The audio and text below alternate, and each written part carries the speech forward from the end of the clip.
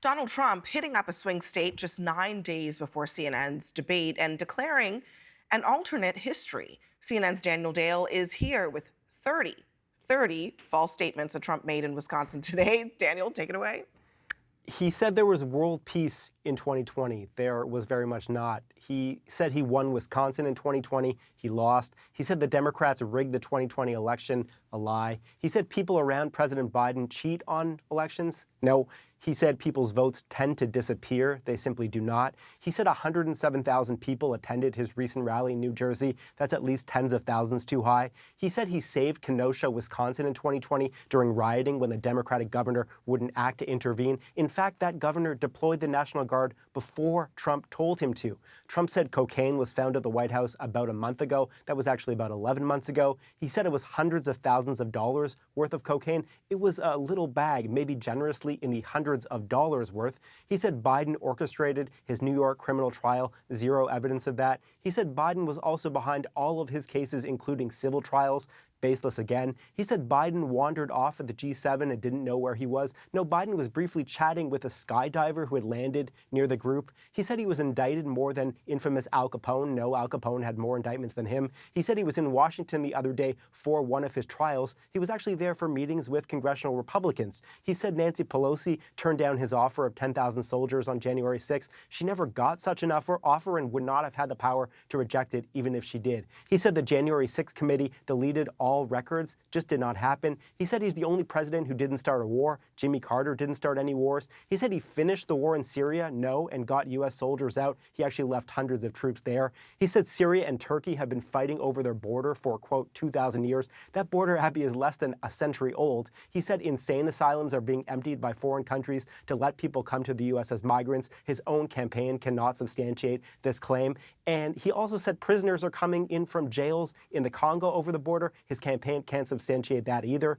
He said President Obama cannot deport criminals to Latin American countries. Obama, in fact, could. He said Venezuela's crime is down 72% because of emigration to the U.S. Venezuela's violent deaths are actually down 25%, and that's for a variety of reasons. He said 17 or 18 million people have now entered illegally over the border. Experts say that's many millions too high. He said Biden's plans would quadruple your taxes. Total fiction. He said canceling Keystone XL, the pipeline, cost 48,000 jobs. That is wildly inflated. He said total inflation under President Biden is 40 or 50%. It's actually 19%. He said before he took office, there was a $500 billion trade deficit with China. It has never been that high. And in fact, the record was set under Trump in 2018. He said no previous president has taken in even 10 cents in tariff money from China. It is Americans who pay those tariffs. And the U.S. has actually had such tariffs on China since the 1700s.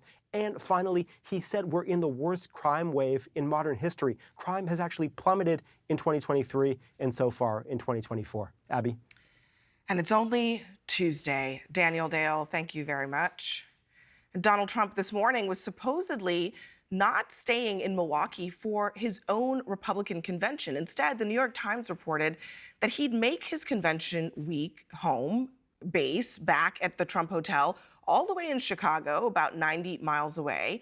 But here's what he said when he was asked about it today in Milwaukee.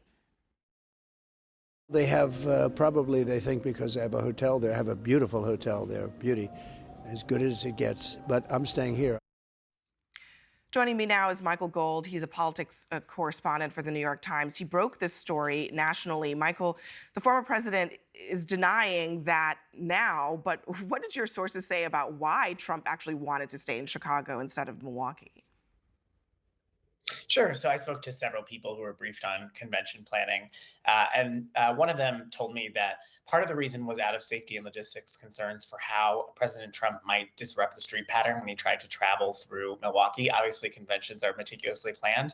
But this person also told me that personal preference was just as likely to be involved. And we know that Trump likes to stay in his own hotels.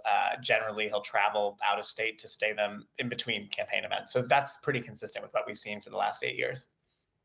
And one of the backdrops of this, obviously, is that just a couple of days ago, he was trashing Milwaukee. I mean, is there any sense that he changed his mind because of the bad press that came from those statements that he made when he met with Republicans a couple days ago?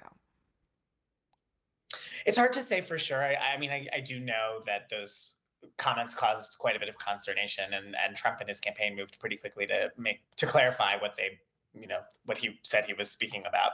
Um, all I know is that this morning there was one plan when I spoke to my sources, and then by the afternoon the plan had changed. And I think you saw an ABC station in Chicago also had reported similarly that they had heard from multiple sources that Trump had been planning to spend time in Chicago during the convention. All right, good reporting work, Michael Gold. Thank you very much. And now, at the very beginning of tonight's rally in Racine, Trump had this to say. I love Milwaukee. I was the one that picked Milwaukee, I have to tell you. I was the one that picked it. These lying people that they say, oh, he doesn't like Milwaukee. I love Milwaukee. I said, you got to fix the crime. We all know that. You got to make sure the election's honest. But I'm the one that picked Milwaukee. So just last week, the former president was quoted as calling Milwaukee, quote, horrible during a closed-door meeting with House Republicans. That's according to a source who was in the room. And since then, several members of Wisconsin's delegation have said that the comment was made in the context of crime and election lies, I should say. Joining me now is Democratic Milwaukee Mayor Cavalier Johnson. Mayor, thanks for being here. So the former president, he's now saying publicly he loves your city, but he did, according to those sources, call it horrible in private. What's your reaction to the backtrack here from the podium tonight? You know, it is really, really interesting, Abby, to hear former President Trump say now that he all of a sudden loves Milwaukee and that he even selected Milwaukee. Look, Abby, as you mentioned, I'm a Democrat and the mayor of the largest city in the state, and we're proud to host the Republican National Convention. We worked really, really hard to get the convention. The folks at the RNC have been great. Right before I was initially elected mayor, I took time off the campaign trail to go to Washington, D.C., to go to the RNC headquarters, to do the final pitch to bring the RNC here. And it was the RNC that selected Milwaukee. I think I would remember if Donald Trump had anything to do with that. He was nowhere to be found. That is a complete fabrication. I am stunned by that. And he's also talking about crime and what he's calling election security. But I just want to be really clear here. Milwaukee was a center of Trump's election lie conspiracies for the former president. The DNC has actually put up these billboards just to, I guess, try to make the point that Trump said these comments about Milwaukee. I mean, what do you make of the fact that he's now pinning this on a fabrication about election lies in your city, about crime? You could speak to that, but he's now pinning this on these two issues that seem somewhat unrelated. These are incredible, hysterical things that Donald Trump is talking about. It doesn't really make much sense, Abby. You know, the thing that's most interesting to me right now is that Donald Trump says that there were election integrity issues in Milwaukee and other major cities across the United States. Yet, at the same time, now he's the cheerleader for Republicans to send in mail-in ballots, the exact same tool that many people, including many Democrats here and other places, use in the election. Now he's looking to use those exact same tools. Like, it's crazy. I don't understand. I really don't. What's happening in the mind of Donald Trump and Republicans who are following along. You know, one minute, they're, breaking the law and this is, ballot harvesting and the like. Next thing, you got a whole campaign strategy around bank your vote. Which one is it? Which one is it? It seems like the Republican Party under Donald Trump can't decide who they are these days. Just a couple days ago, he was attacking mail-in voting yet again, despite, as you point out, the RNC's own efforts on that front. I wonder what you make of Trump and his campaign's efforts to appeal to Black voters, Black male voters in particular. Milwaukee has a relatively large percentage of its population that is Black. Do you think that he's making inroads, and if so, why? Well, look, so just about two Saturdays ago, I had the opportunity to go to this community festival that we have, and I was hearing this noise about Donald Trump trying to court Black men, voters especially. And so I engaged directly with those Black men. I went to them randomly and asked them a question about this November's election. I asked them if they were voting, if they were registered. They said yes, and that they'd be voting for President Joe Biden, and proudly voting for President Joe Biden. And one conversation struck me really hard, and that was this. One conversation I had with a gentleman here, an African-American man, talked about the history of black people in the United States. And this is appropriate considering that Juneteenth is coming up here.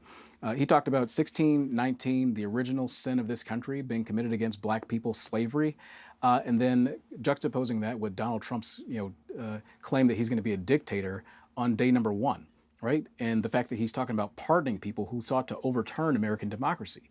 Well, who built the U.S. Capitol? It was black people. Who laid the foundations for that and for the White House? It was black people.